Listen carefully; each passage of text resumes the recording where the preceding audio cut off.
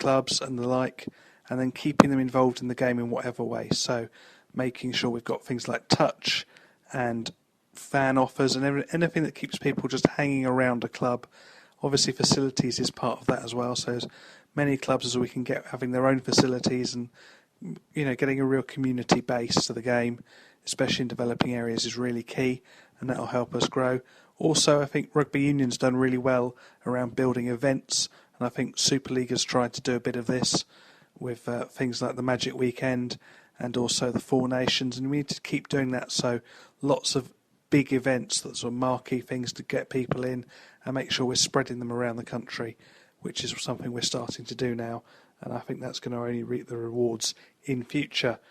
Number 2, if I could recruit any NRL player to my team, who would I pick? There's only one answer, and it has to be Josh Hodgson. He's gone from strength to strength since he's been at Canberra, and we're crying out for a hooker or half who can stay fit and show some leadership. So I'd do anything. I'd smash through doors to get him. Saying that, Scott Minto would fit in right now with where we're playing, so frankly I'll take anyone. Number 3, how many championship teams can become sustainable assets to the Super League? Well, I'd look at 3 key factors, and that's player production, the fan base and the facilities, and the last one being the setup and leadership of the club. In my opinion, there's 3 candidates: Bradford, Leigh and London. I think Leigh, certainly with their leadership, it's all a bit shaky. They're very boom and bust. Lots of combustible characters in and around the club. London, they're really lacking in facilities and player production especially. If Bradford could get a decent young core of players and keep them together for 3 or 4 years, they could really be back up amongst it as a regular force. And I'd quite like to see that, because I've had some good days at Bradford and I hope to see them back in the Super League. And finally,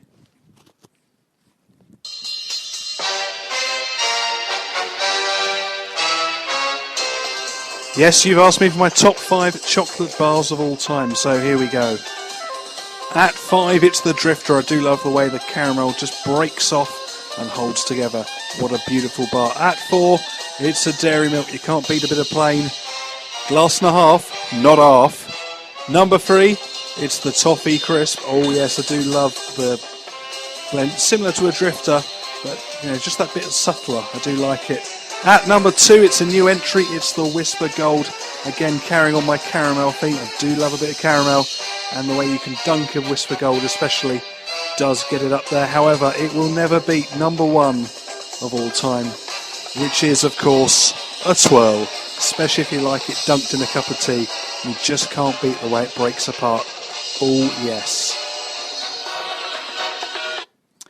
Anyway, thank you very much for everything, the Super League pod. I thoroughly enjoyed it, and being part of the community and all the great people I've got to meet as part of it. So please carry on going. 10 more years. Bartlett for America, all that stuff. Keep going. Thanks, boys. That was amazing, Tim. Thank you very much. That properly took me by surprise. That was superb, and even threw a little Westman joking there as well towards the end. So a couple of I like it. A couple of shout-outs for Whisper Gold. I don't think I've ever had a Whisper Gold. Are they like just a whisper, but then with a caramel layer on the top? Yeah. They're quite nice. They are up there. They're a good chocolate bar. You can't drink a brew through them quite so easily, but they're they're more an indulgent kind of. Well, I quite, with a Whisper, it does have a sort of an air passage through it. Well, it has air bubbles, doesn't it? But I don't think there's necessarily one continuous route through. Fair enough. A Whisper. Give it a go. Go and buy a Whisper Gold. Let's just lean over our brews as the bottom half of a Whisper Gold melts into it while you suck furiously on the top half. There you go. Update for Darren. We've cracked into the chocolate. Yes, we have. We need to keep our energies up at. It's a long show. This 100th one's turning into a long show. So yeah, I've had half a Snickers, and what have you had? You've had a boost, haven't you? I've had a boost. Mark's had a boost, so we're all going to be buzzing our tits off on sugar. Well, thank you, Tim. That was tremendous, especially the effort that you went to there with the musical feature too. And thank you. Far more professional than we ever are. Absolutely. Yeah, put your hands up if you've got access to a studio.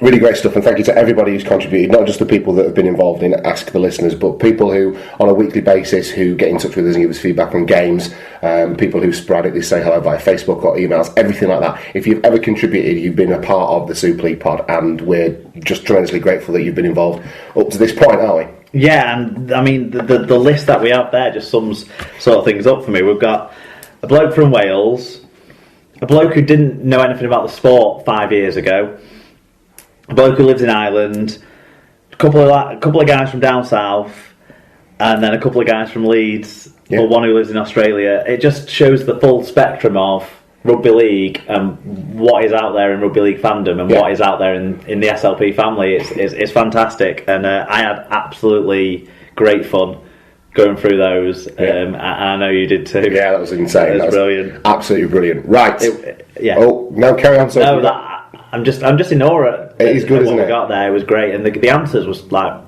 really good answers. Some of them as well. Yeah. Some of them were funny. Some of them were great. We've got some knowledgeable listeners. Brilliant. We've got some funny listeners as well. It's fantastic. It's just the right balance. Right. I'm just scared about when they're let me finish this fucking segment, for the love of God. Say it right. What did you say? I'm just scared when they're all going to run off together and do their own podcast and blow out. Fortunately, they all live a long way away from each other, Mark. What we've got is proximity on our sides. It's the glue that holds us together. Right. Let's take a look back now at round 14 of Super League.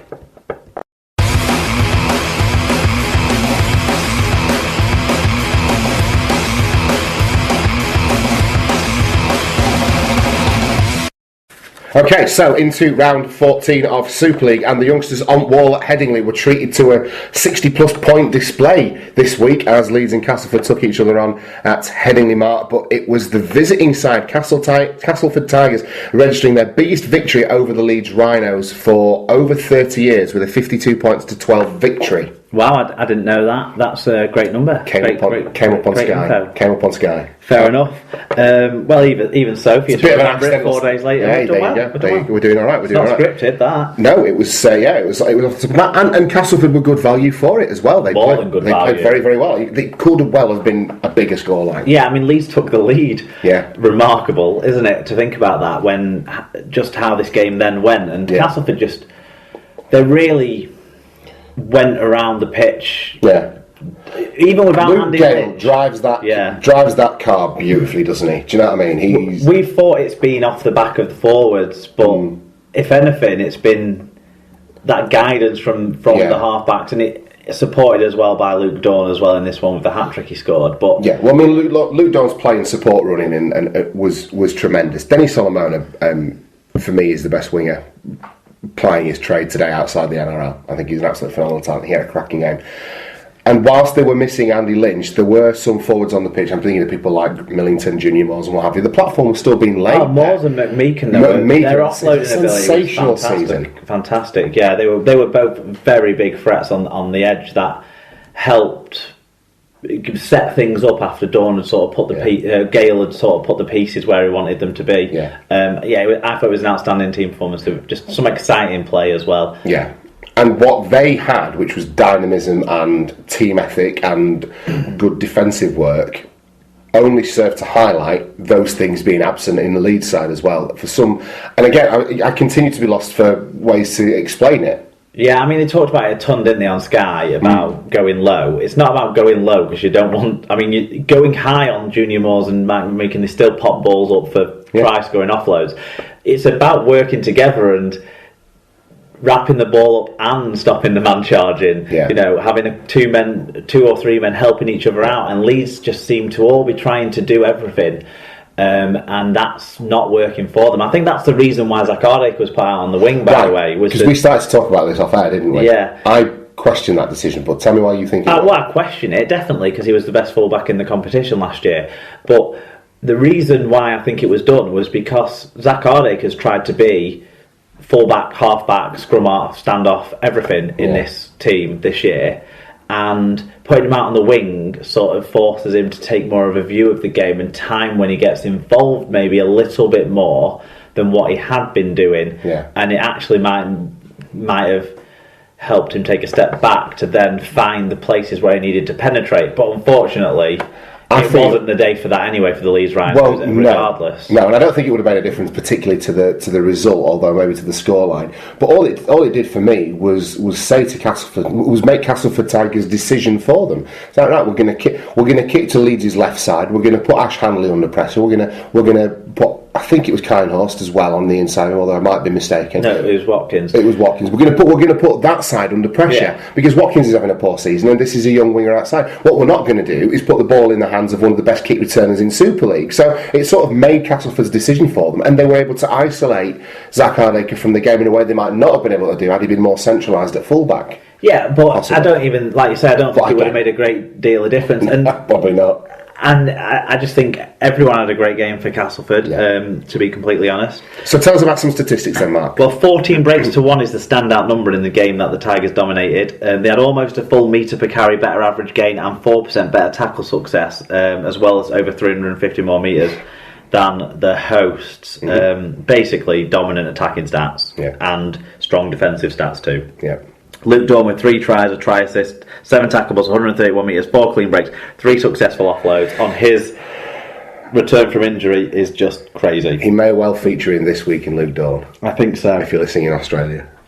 Denny Solomona, he got 2 tries, 168 metres, 2 clean breaks. He did manage to get one of his spectacular... What an insane finish.